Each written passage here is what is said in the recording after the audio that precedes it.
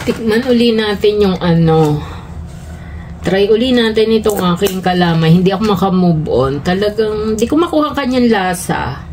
Pero yung texture niya, talagang para siyang kalamay sa, yan, sa Quezon. Yan. Ano siya, oh. Lagkit.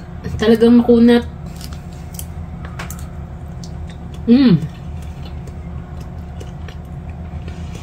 Para siyang ano,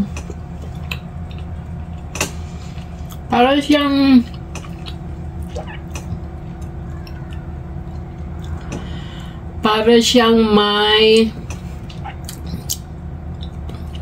may pagka parang may yung parang ano ba, di ko makuha yung ibig sabihin. May pagka parang smoky yon. Smoky yung texture niya, parang may aftertaste siya. Parang yung inihaw na ano, smoky flavor, yang ganyan. Pero napakakunat talaga niya. Makunat siya pag ginanon mo, pero pag kinain mo siya, okay naman. Hindi siya masyadong matamis. Ayan.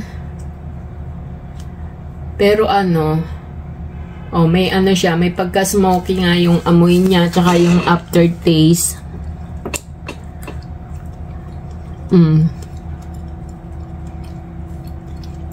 Masarap to sa ano, sa kape. Kapeng Barako o Americano coffee, yan. Wala nang asukal. Black coffee, yan. Yan naman, magandang kapartner nito for sure. Ayan o. Ngayon lang ako nakakain nito. Kalamay ng Bohol. Ito ata ang sikat sa Bohol kasi napapanood ko to sa YouTube eh. Kaya lang napapanood ko nakalagay sa bao. Parang ito na rin yun. Ang kinis naman niya, ang kintab. Ano siya, kaya yung kalamay sa Quezon, malinamnam. Kasi, parang niluto sa gata. Ewan ko kung saan to niluto. Yung kalamay sa Quezon kasi,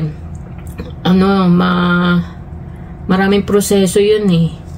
Mahirap lutuin. Ramdam mo yung pagka linamnam niya kasi may gata. Ewan ko lang kung ito ay may gata rin. Siguro meron. Ewan ko lang din. Ayan na. Parang amoy belekoy. Yung candy na makunat.